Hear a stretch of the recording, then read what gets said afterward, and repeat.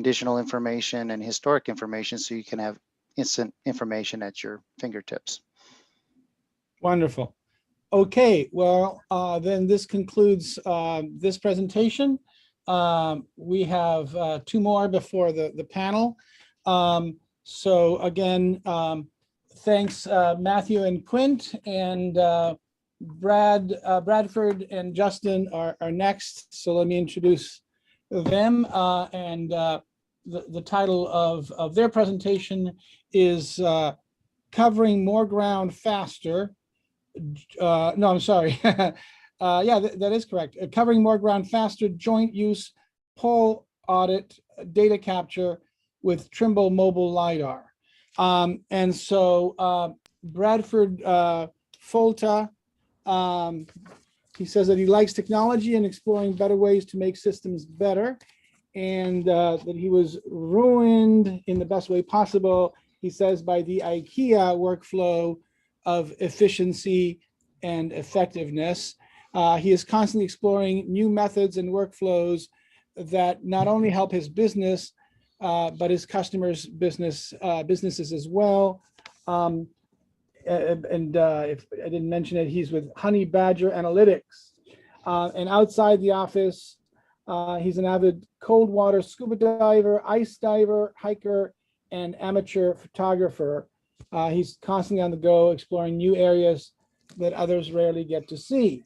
And Justin Brooks with Trimble, he describes himself as perpetually curious, a mechanical engineer who is originally from Clearwater, Florida, and now living in Denver. And he's a fitness and outdoor enthusiast who travels often and is always looking for new adventure or challenges. So, Bradford and Justin.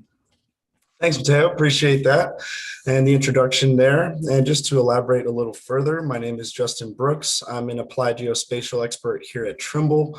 I originally started my career at Regal USA, which is the manufacturer of some of the lasers that we use on the system that Bradford will be talking about here shortly. Since then, I spent some time on the ground actually completing these production level projects for various applications. And now at Trimble, I actually help increase the utilization of these systems across the board. And that led to our work with Bradford here, which we'll explain in a moment, where I assisted in training him and supporting him through this massive project. Hi, everyone. My name is Bradford Folta. You can see my screen, correct, Justin? Yep, looks good. Cool, fantastic. I'm the owner, CEO, janitor, you name it, of Honey Badger Analytics. We're a small geospatial firm. Our focus is usually in the realm of Esri and helping customers get workflows set up and develop for their custom whatever they want to do in the Esri platform. We also have the geomatic side. And so my customers typically consist of people that, well, rural cities. So instead of having, as we like to say, in big cities, 10 people doing the work of one, in small cities, we have one person doing the work of 10. And so any way we can make it, useful for them or beneficial for them to utilize current technologies to make their lives easier, we try to employ for them. And so, for instance, in the case of covering 429 miles, which ended up turning into about 530 miles of ground in rural Vermont, we were able to employ the MX9, Trimble's MX9 system, and not only meet those miles, go over the 429 miles to 530 miles, but also do so with amazing accuracy while listening to Audible and book on tape all the way through it, which is 2 crew members consistently driving for about a week straight. So a little bit more about us. We're an Esri partner, Esri Silver partner. We're release ready, and for one of our water utility customers, we won the SEG award back in 2020. We're also a member of the Digital Twin Consortium, and we work closely with Justin at Trimble. I always, badgering them with, well, could we do this or could we do that, or where could we take this? And our friends over at TopoDot as well for the microstation side of CAD services. So essentially, when we get done with the MX9 data, if we need to do any extra level of extraction or we need to do anything specific with machine learning, we take it into TopoDot and create workflows in there that help make it easier for us, so we make it easier for our customer to get the data that they require. So a little bit about our project. we were assigned 429 miles, or asked to do 429 miles of utility pole digitization and extraction, essentially figuring out where we could put in new fiber lines that they're running out there for people living in the middle of nowhere, Vermont. And when I say middle of nowhere, this isn't your small, medium-sized cities. These are cities that maybe have 2,500 people in them, surrounded by a rural area of, probably about 1,000 with, 40-acre parcels and lots. And so we are in the bush, as it were. What we did, or what happened was a friend of mine called me up. He's a pole surveyor out there with the GPS, typically called me up and said, hey, by the way, we got this large amount of land to cover. You're the guy that knows, GIS, GPS, and all this stuff in and out. What do we do? And I said, well, you'll need something like a mobile mapping system or like a Trimble MX9, one unit I've always wanted to use in my career.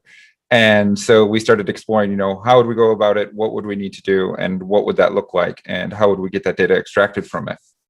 With that survey, though, we also realized that with the Trimble MX9, you can see anything from where you stand on the road, except for the thing behind the other thing. So for instance, trees or, a massive group of trees.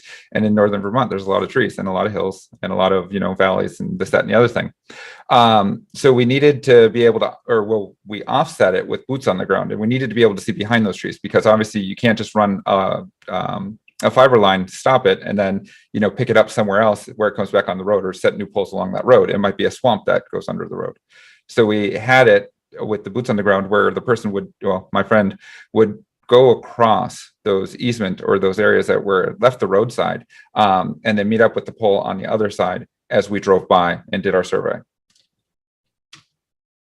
So the typical traditional overview, like back in my days when I used to work at a fiber optic construction firm in New Hampshire, is, how many people is it going to take, or could I get to do a traditional survey? So you figure if we have 429 miles, we have about 2 months to do it, because winter's setting in and you don't want your people out in the snow for very long. So we had, November, December to get it done. Snow didn't come in until like December 3rd. How many will it take to get it done? And so we were looking at 10 to 15 people, then outfitting them with GPS, outfitting them with stadia rods so they can measure everything, so on and so forth. How long will it take? Well, we looked at it and said, okay, if we got to train them from new, it's going to take a little bit longer than if we had seasoned guys. Seasoned guys cost more, however, along with the other cost of everything else. How many mistakes will potentially be made? If you're good at your job, and this is one statistic I absolutely love, especially from my days at IKEA, if you're good at your job, you will make 2 mistakes an hour. If I send you out to do a pole survey and you're making 2 mistakes an hour and you're doing a 10-hour day, you now have all these mistakes that in a data set that we won't see potentially for the next month or 2, because you're going to be out in the bush doing your job. We're not going to babysit you. We're not going to micromanage. We want the data back as soon as possible, but we're also in an area that we realize is remote, and we're dealing with areas that absolutely have no cell phone signal. Even when driving around in the MX9, we sometimes, a lot of the times had no cell phone signal. So a lot of it was downloaded book on tape and, working with data sets that were downloaded to the MX9 unit itself. And then the other biggest question is, how do you fix those mistakes? If you have a guy that's out in the field for 3 weeks and he makes 28 mistakes on all these poles, how do you get back out there to do another 3 weeks worth of work to fix those mistakes? And are they big mistakes, or are they small mistakes? Is it as simple as he didn't identify transformers? Or is it something as, complex as he wasn't using his GPS? He was just starting the GPS, not letting it figure out where it was, and then running off and doing a survey. So everything was in error. How do you know even at that point?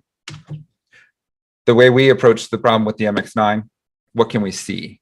And so when you're standing on the roadside, it is truly one of those what can you see moments. If there's anything that you're looking around or under, well, obviously you're going to have an issue. But if it's anything that's within, I would say probably about 900 feet of the road, you're going to see it pretty clearly, as long as as long as there's nothing obstructing the lasers. The reason we didn't go with a drone side system was because drones have a limited life, essentially flying through the air. You have to do more setups. You have to worry about weather, this, that, and the other thing. Versus with the MX9, we're able to drive. We drove 8 hours a day for the entire week, but we have essentially 4 terabytes, which it will take to fill up. And you figure it's about 300 miles per 4 terabytes with imagery and 2 million points per second essentially to fill that drive up. So we could easily do 600 miles if we actually had the people in the seat to do it for that long. We didn't have to worry about the sun setting or anything else and it getting dark. Our second biggest thing that we focused on was what can't we see? Those are areas where we're going to see poles leave the side of the road. Those are going to be areas where the pole numbers are obstructed by vines, or we have these different things that are happening. And how can we better mitigate those? And in this approach, we realized that if we can collect, 98% of the pole data and send somebody back for the 2 seconds, 3 seconds that it will take from the roadside to enter in all that information, it was much more efficient than sending a guy out there to do a poll every 15 to 20 minutes, 15 hopefully, 20 minutes most likely, and taking their time as they move down the road that way. How many miles of road are there? At the beginning, this project started out at 500 or 429 miles that they asked us to do. We came in at 530 based off of polls that weren't even accounted for in the state's data as of yet. So it was one of those situations of like, oh, well, we got pole lines running alongside the road over here. We need to go back out and get. So let's get it done. What's the real world accuracy that they required, right? For our customer, in this case, they wanted sub-meter accuracy, much like what you'd see with a typical pole survey. This allowed us to be, and to the surveyors out there, this is going to sound egregious, but a little bit more lax in our control. However, we were still within decimeter, I would argue, on a lot of the poles because of the fact that we were only a few centimeters off what we used for control, which were road signs. The beauty of this is that it prevents us from having to set spikes in the road and then have to go back and collect it over the 429 miles, but it also allows us the freedom to expand that range. And so because we went 100 miles over, we were able to better expand our range because we were able to rapidly set control versus having to go out, set it in, take a static point, figure out how to get, VRS connections, so on and so forth. And what kind of software do we need? In this case, we jumped through 3 different platforms, essentially from the Trimble Business Center platform to the MicroStation platform to Esri platform. And typically these aren't 3 that supposedly work well together, or you get one format that the other way. In working with Justin and working with Mike Cook over at Topodot and my knowledge of Esri, we were able to make a very straightforward, almost seamless transition between all 3. And so it really helped us out and helped us get a visualization to the customer ASAP as we were going through the pole extraction process. So again, yep, we did 530 miles in a week. That was 1,000 plus utility poles within the first month. That includes processing. So you figure the smallest town we processed for registration was about 50 linear miles. The largest town was over 210 registered altogether, all road segments connecting together, making sure that everything was accurate enough. You figure 2 to 3 weeks for all that in there. And then as we're also extracting poles, we're running some of the other larger ones behind the scenes. We had no issue accessing property because we didn't need to. And so as you drive by people's houses and as you drive by or as you drive around things, you're not actually hurting anyone's lawn or anything if you do go across their lawn, as long as you take it slow and you're not, doing donuts. We were able to not only bring in all these things, but we were also able to see where poles disappeared into the woods and also able to capture a few poles on the other side of the trees that we didn't see there. So for instance, you would have, one pole here as the road bends this way, but there's a pole back here. Well, with the LiDAR unit, we were actually able to see it. Maybe with the photogrammetry, not so much, but we were able to send the guy back in there and say, there is a pole back there. It doesn't just go, like this, it goes up and over.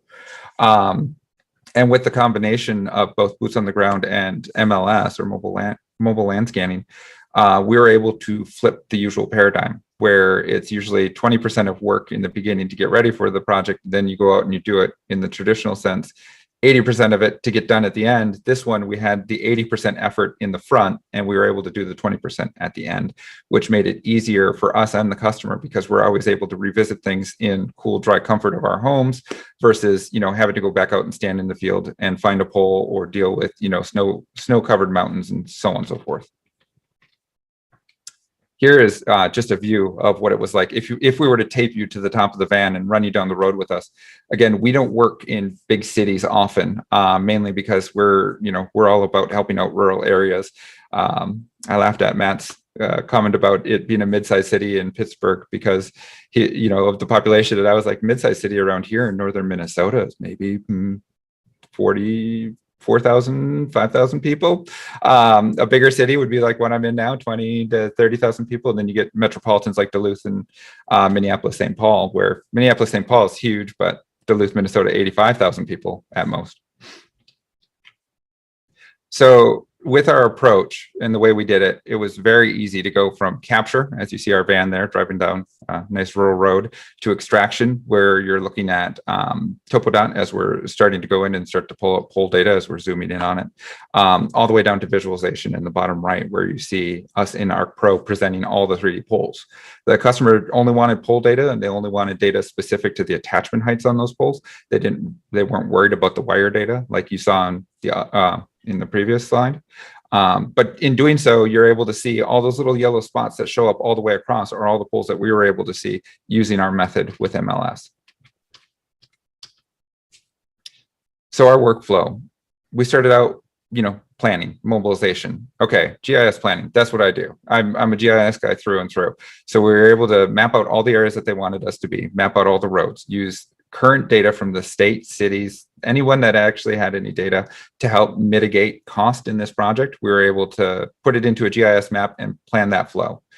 Control setting. We set up with this idea that, okay, if we need to be sub-meter, we can get away with at least one control point every 2 miles or 2 control points every 2 miles, as long as they were something that we could see from the vehicle on the road.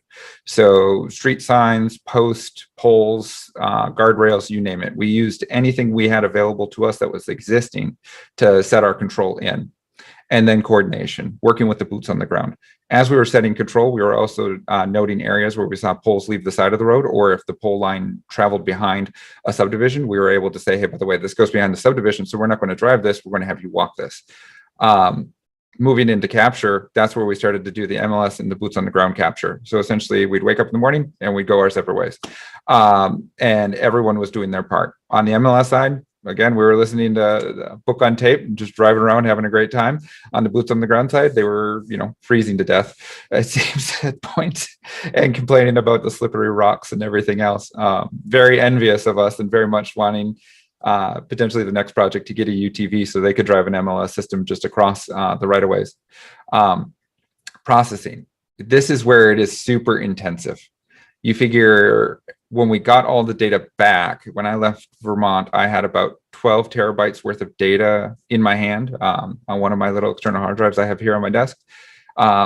When I got home and got it, processed and everything pulled out, not extracted, just pulled out and everything, visualized, you were looking at about 24 terabytes of data, and then running that through registration and getting everything done correctly to take it into extraction. That was probably the longest part of the whole process, only because with Trimble's automated features in Trimble Business Center, it is pretty well automated. And so you don't have to do much. You just have to sit there and let it do its thing.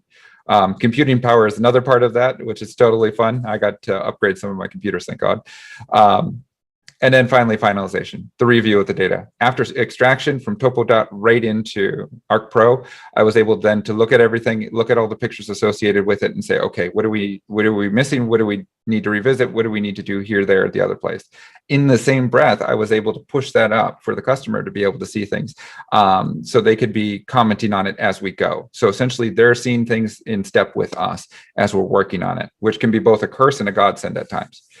Visualization, making sure that everything popped up where it needed to be. We didn't have anything in the middle of Vermont, or from Vermont off in the middle of New York, out in the middle of Lake Ontario, you name it. Everything was falling into place where it needed to be. And then we could also verify that with our boots on the ground folks that were finishing up their portions of it by going out and having them stand next to the pole with their GPS. Are you within a sub-meter, to verify that everything is going as well as it should be? And they often came back, yes. And then finally, handoff. A lot of the systems that we do and a lot of the data delivery that we do doesn't actually occur in a system that we own. We very much build our client systems and the systems that they utilize, or work with the systems that they utilize to hand off the data in there. So they essentially own the data as soon as we're starting to generate it. This way they can start, building it into their processes and such. Plus, it, gets rid of this whole idea of, I got to send you a flash drive, or I got to send you this, that, the other thing, or we have these, enormous accounts online that are taking up all this cloud space. So just a quick overview. this was our team. That's me, my partner, just out there doing the stuff, me setting up the machine, my partner setting control. We use the Ford Fiesta for that in the upper right, and then us driving by as we do data collection all throughout those different roads. If anyone wants, you know, an architectural rundown of what it's like for the different houses of northern Vermont, let me know. We have plenty of different types, from trailer houses all the way up to beautiful ones you see like that, the car just passing now. Results and final product. So we were able to get it located to decimeter in a number of cases. Some were within a submeter, because there was just no way we were going to win with the environment that was handed to us. We got 8,800 poles by MLS, 400 poles captured by boots on the ground. It very much lightened the load for the boots on the ground guys, so it was able to lighten the cost, as it were, overall, and the time frame, because we were able to do a lot of this very quickly by driving in a week versus the 2 to 3 months that it took, you know, the boots on the ground folks. Total polls came to 9,200 polls. The biggest issue we have in these areas, especially using new technology like this, we can't guarantee you a number of polls if you can't tell us how many polls are there. So we had to price this by mile. And so what we did is we came up with a standardized price per mile. So it could either be in your favor or in our favor, but either way, we're still going through each of those miles and then, you know, trying to understand, is this, you know, how many polls per mile do you got? Where is this all falling out? And, you know, where do we need to send in a guy versus, or for boots on the ground versus where, you know, we can pull all this information out with the MLS system. And again, the time was about 2 to 3 months in total. So you figure over the winter, we were able to turn around this project. So they were able to get going for permitting and such coming up in that summer, or the summer of 2021. Other applications that well, from my business perspective, that I see this totally going, and that I absolutely love, because this is where everyone else is hitting as well. Whatever we can see, we can get. And so, not to beat a dead horse on that, but it's very much true. The issue we often run into is budgets. And so with small cities and governments, if you have a guy that's worried about signs, he's only ever worried about signs. He doesn't think about his, you know, other friend over in public works that's worried about, you know, sewer assets or what have you. If they all were to pile together and they were all to share their budgets together in that realm where they wanted to offset money and cost, they could totally do it. And we could build a 3D model. We could go out and collect all this, build a 3D model for them, and actually have all these assets for them. And we can extract this over time. And with something with the MX9, not only are you, you know, getting 2 million points per second with a dual laser head, but you're also getting 360-degree camera with another 2 pan cams out the side. Plus, you're also getting a pavement view. And with all those different shots and with all that different data coming in, we're able to extract more and figure out more. For instance, I can run an entire, you know, machine algorithm in TopoDot that will actually pull out for rutting and everything on the surface of the road. And so not only, you know, will you know where your street signs are and where your trees are and what type of trees they are, but you also know exactly what the surface of the road is like, where your water assets are, where your sewer and stormwater assets are. So you can put all this together, and then you can say, oh, we're ripping up Main Street, you know, like one of my customers in the middle of nowhere, Maine. We're ripping up Main Street. We might as well repair the pipes and everything as well down there, even though it's 2 different agencies. In this case, their water district and their town working together. Essentially, at the bottom there, if we can see it, we can map it. And you can utilize it for decision support tools, making it easier for you and making it less work for you overall.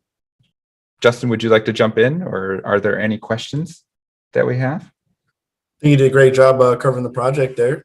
And Mateo, if there's any questions from the audience, then we'd happy to field those. Oh, hey, you're muted there. Sorry about that. There you go. Hi, can you guys hear me now? Yep, we can hear you now. Gotcha. It had to happen sooner or later. Okay, so I was reading one of the questions. What are the benefits of this workflow versus other methodologies? I guess that's a pretty broad question, but you've already covered it somewhat, but if you'd like to say anything about that. Justin, do you want that, or you want me to jump on it really quick? Well, yeah, go ahead and take that one. So the benefit is, especially for customers like mine, that they're not looking for one of those standardized solutions that are out there because they don't have standardized problems. They're looking to catch up utility systems from, you know, the 1830s. They're looking to figure out how to do something because they don't even have the infrastructure right now to support a system to store it in. So this is that, you know, that godsend, that all-in-one capture system for them, because we're able to go out and get a bunch of stuff. And so we can alleviate that problem, or that, as I like to say, transitioning to the future. We can alleviate the issue of getting them caught up to today. Often I tease them and I say, it's actually a good thing you waited so long, because you don't have to play catch up and deal with all the problems that the other folks did. You can just jump right to the solution, much like you see India doing with like cell phones, skipping over the whole telecom industry because they just went straight to cell phones versus having to build out this whole infrastructure. So. Yeah, and on that note too, I think another some benefits there is really just the speed and safety aspect of it as well. Really bringing these surveys from a majority of the work in the field to back in the office, and I think that is a huge benefit, especially in these more dangerous areas. Mm-hmm. What other applications could this technology be used for? Ooh, Brad, yeah, you jumped into that one at the last slide there a little bit, but I know you've had some other ideas that you've been playing with as well. Do you want to take that one too? Yeah, well, so this is the fun part about the MX9 system. Like when I go to get it insured, everyone's talking about, well, my insurance companies are always just like, well, that's an expensive system to run and to deal with, What if you get in a car crash? And I was like, I think it would like it. The applications are endless. Again, if you can see something, or from the area you're standing, you can map it. And with the MX9, you're going to see it, capture it, and get a photo of it in the full 360, you name it. And so I have, prospecting clients right now that, want me to mount it on a boat. They want me to take it across a mountaintop on a UTV. They want me to, put it on the back of a golf cart and scan their golf course. It's one of those systems that can truly just be transferred around. The only part that I ever ran into a potential issue with is when Justin told me that the IMU in it is a step down from what missile system is it? So it's the highest grade commercial IMU you can get before yes. you would go into a missile system or something along those lines. And that was for a customer that was looking at utilizing us in Canada to do like the shoreline of Toronto, along with capturing downtown Toronto. Because of, he said, you might just have an issue at the border. Justin said, you might just have an issue at the border. And I was like, I don't even know how to explain that to somebody. But no, it really is limitless. And if, with the MX9 system, the beauty of it is because you can capture all this area and you can see, 900 to 1500 feet away, you can also tie in with an X7 and then go to the interior of buildings. And you can start to add all this data together and register it all together to build out your full city and your full true digital twin. Mm-hmm. How long would it take to collect similar data with traditional methods? I don't know if you've done any exact close comparisons, but it's so you could do 2 to 3 months. So the beauty of traditional method is you can do 2 to 3 months in the same time frame. The difference is it's not 2 guys and then 1 subcontractor that's out there doing boots on the ground. Instead, now it's like 10 to 15 guys. And they all each have their own GPS unit, and they're all going through, and you essentially have to manage a crew now versus 2 to 3 people. So it's essentially, if you throw enough manpower at it, you can do anything in a small amount of time. The only downfall being, how many errors are you going to get back and how inconsistent is it going to be, versus as I joked with the Trimble MX9, we've now taken it down to 1 point of failure. And if it fails, we know because we're in the van with it. However, if everything's successful, we just continue to listen to our stuff, keep moving along. Thank you. What do you use to drive plan? I assume the person means to plan the route or to, yeah. Yep. So me being an Esri shop, I use Esri software. So essentially, if you're the customer and you ask me, hey, by the way, I need to do this many roads, or I need to go across this country, I essentially work with you to figure out, the best routes possible based off of how we can route it with the routing software, or with the routing algorithms built into Esri. Okay. Somebody else asked, what was the problem statement for this project? Problem statement being, I guess, what were the requirements? What was the yeah. Oh, so they essentially needed 429 miles of pole utility survey, and they wanted 18 fields from those poles. So essentially pole numbers, the attachment heights, blah blah blah blah blah, and essentially the the distance between your secondary power and the top of your telco. So they could figure out if it was easy to put in a fiber line or if they needed to move attachments on the pole. Good. Recognizing the benefits of using LiDAR to do data capture, how many of these applications do you believe could be adequately addressed using only photogrammetry or cameras plus computer vision? That's a good question, because I argue with this a lot in like the private times when I'm on LinkedIn or talking to folks directly. The issue I've seen with photogrammetry, and people can disagree with me on this all they want, is that it's a picture. And you sometimes get a lot of bulbing, or you get a lot of different distortions in photogrammetry, right? Because the pixels can't always come through 100%. The beauty of running something with photogrammetry and LiDAR is I'm giving you the skeleton essentially to put that photogrammetry around. And it makes a much better resolution in your photogrammetry. Case in point, up here in Brainerd, Minnesota, where I'm at, where you have, Google imagery, if you go down to Minneapolis, it's beautiful imagery and everything looks fantastic because they've overlaid it on LiDAR to what I suspect, versus up here where your trees look very just bulbaceous. They just, they don't look like real trees. They look like, like spheres just hanging out. And so it is one of those things. It's, photogrammetry has its place and it is a wonderful system. The downfall being if it's at an oblique angle, if it's this, that, or the other thing, there's too many areas of error, versus when you're looking from the ground up with LiDAR and overlaying that photogrammetry, you reduce that amount of error because you're also giving it another surface or medium to attach to. You may have addressed this earlier, but how long did it take you to capture all the data and remind us of the basic figures about what you were collecting? So we were looking for essentially primary power, secondary power, pole height, radius, you name it. So anything that for the 18 attributes. With that though, we did 530 miles in total, based off of, the data I have sitting on a hard drive right now, 530 miles in total, in about a week. And so you figure we were doing upwards of 100 miles a day, anywhere between 30 to 65 miles an hour on the roads.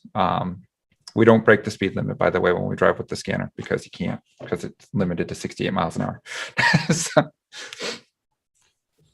Well, that's pretty impressive. Any again, lessons learned, or I was thinking it's a bit apples and oranges, but your inventory of those poles versus the inventory in Pittsburgh, or the light poles, what are some of the differences between the different environments and the differences in the challenge? So like where we were, the fun part is it's a different type of canyon effect, right? Because we actually are in a valley or a canyon. And so we're dealing with geometries potentially being lost from satellites because of the fact that we got trees and, just tall hills around us, versus like what you get when you're in downtown Pittsburgh or New York City. So it's urban similar. Canyons. Yeah, urban canyons. But the fun side about it is, if this would have been, a multi-organizational like data capture, we could have easily added in the streetlight portion of it, because we had plenty of poles with streetlights on them, especially when you're driving through these, small downtowns, and even, the occasional actual, stoplights and such. But because it was so specific to the customer's needs, we just left all that data sitting out there, essentially.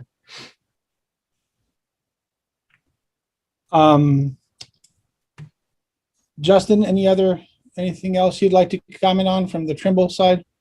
Well, I guess on that last note, it's always good to keep in mind that this data could be repackaged and reused for multiple purposes as well. As you said, Brad, you kind of left a lot of data just sitting there because it wasn't in the project scope, but now you still have access to that data going forward if it was ever needed again. So just keep in mind that when you're using these types of systems, you're capturing everything around you, as Brad said multiple times, everything you could see essentially. So kind of that opens the door for much more than often what the customers are asking for, and allows us to kind of reuse this data going forward for a variety of applications that we see here. That's another small town. Sorry to jump in, Justin, but another small town I'm talking with doesn't like the idea of having, or the privacy issues of having all this data, but they also see the the use case of, oh, hey, by the way, I can go to you for this, that, and the other thing, and you essentially just store this for me. And it's like, yeah, if you need your street sign survey, as long as you don't get hit by a meteor or you don't have a bunch of drunk drivers, everything's fine, right? Like the street signs don't move very often. So we can easily go in and extract those out and bring it back and have it for you the next year without having to do the full cost of going out and redriving it. Well, you just mentioned some privacy concerns, and earlier you were mentioning about the different kinds of houses along the way. So I was thinking, to what extent you were, incidentally capturing some of the, private property and homes and so forth, and whether there's any concerns about that. And so like for this instance with this client, there was no concerns about it because we're just extracting poll data. Even though like I had a dog walker in one of the photos, I had another person thinking that they were on the Google camera. So they were like waving with all their friends. Those are pictures that we get to see, and those are pictures that we can easily get rid of, or we can use, algorithms to delete out faces or essentially just blur them. From the housing side, if the blinds are open, the lasers can see through. And that is a thing that we worry about because, well, in our case, what we usually end up doing is we end up cutting the roads in, right? So you only see the assets that are in the right of way of the road, not actually everything beyond it. But I did tell many of Vermonters, I was like, if you are standing on the roadside when I go by, I'll be able to tell how tall you are almost to the millimeter. And they're just like, don't tell my wife. I told her I was 6'5". Well, and on that note, Mateo, too, there is some software solutions out there now, both with, TMX, which is essentially Trimble rebranded Orbit GT, or Topodot, as we've discussed too. And now I think TBC will also have some capability to now blur and erase some of these things in photos as well. Kind of have an automated routine to run through and kind of remove some of these things that might be a concern to people. So yeah, there's multiple ways that we could approach such a problem. And there are software solutions, or as Brad said, we could also go through and kind of eliminate any of the photos that might be questionable. That's a pretty easy process. One more question that just came in. Do you have any experience using this data to do a full pole loading model? I have no experience yet, but we have been asked, and it is an area that we would easily work with an engineer on. If anyone knew an engineer buddy out there that wanted to do it. As I always tell people, I am a GIS expert. I am not the expert in your field, and I never want to be, so I'll never replace your job. And so if you want to bring your knowledge to the party and we can work together to build out something, then, please, let's get on the phone together. Or if you're that customer and the two companies that you need to bring together, that, introduce us. I'll definitely talk to somebody and say how we can help them and help you get what you need. Yeah, we certainly have other customers out there, other utilities and service providers that do such work as well. So yes, that's certainly possible with this type of technology. Mm-hmm. Yeah, I really know little about this. I'm thinking about the sort of the sag in the line, the catenary, and whether you can get that just by looking at the angle from each pole, or whether you have to, look at the midpoint or something like that to measure it, and to what extent that kind of information could be extracted from what you already collect. Well, and see, jumping back to that drive-through that we have, this is essentially doing just that, pulling. This is line work that we pulled right out of the point cloud. The other reason the MX9 is like something that's in our wheelhouse or in our toolbox is because of the fact that unlike drones that we've seen out there, right behind the MX9 on the surface of the road, we're getting about 5,000 some points per square meter. Whereas the line that, in this case is 25 feet off the road, we're seeing it as if it's a solid line of just pure points. And so we're able to extrapolate that data and get that sag in there, calculate, when it goes over the highway, what is the distance between that and a highway for safe passage for trucks, so on and so forth. And the other thing would be vegetation encroachment. Yep. That could be extracted also from this, right? Correct. Vegetation encroachment down to whatever unit you measure in for cubic footage or cubic meters or what have you, along with also like a number of them we saw in Vermont. I'm trying to find, I thought I jumped to the wrong one there, but where you're dealing with what is it, anchor points essentially for the poles, the guide wires, as you see, when we get closer to, I think one on the left here. But yeah, essentially where those are slacked or not slacked properly. And so where you have issues with, well, what most people don't know is there's a lot of weight up there on those power lines, right? And so if you have a pole that's not doing its part, it essentially causes issues for the poles down the line and can cause poles to fall over or tip. So where we can tension those wires, or where those wires are tensioned, over tensioned and under tensioned, you can also start to pull from this data as well. Right. And I guess this is sort of the final part of the distribution of the network. So, the high tension wires you wouldn't get with this, but depends how close you could drive to them, I suppose. Yeah. And even using an off-road vehicle, you can get underneath. I mean, you occasionally get some, but yeah. Yeah. We can see up to 1,500 feet away in almost any angle. So it's what I noticed about this is we had 5,100 and some points on the road behind the machine, right under the vehicle, and then we were running at about 900 feet, probably about 200 points per square meter. And so like you do lose density, but you still see a lot. My favorite was the landscape went down like this, but the house, at back of the garage came up like this. And I saw the back of the house garage, but I didn't see the rest of the land continuing underneath it. I was like, that's pretty cool because it just pops out of nowhere. So. Well, thank you, Bradford and Justin.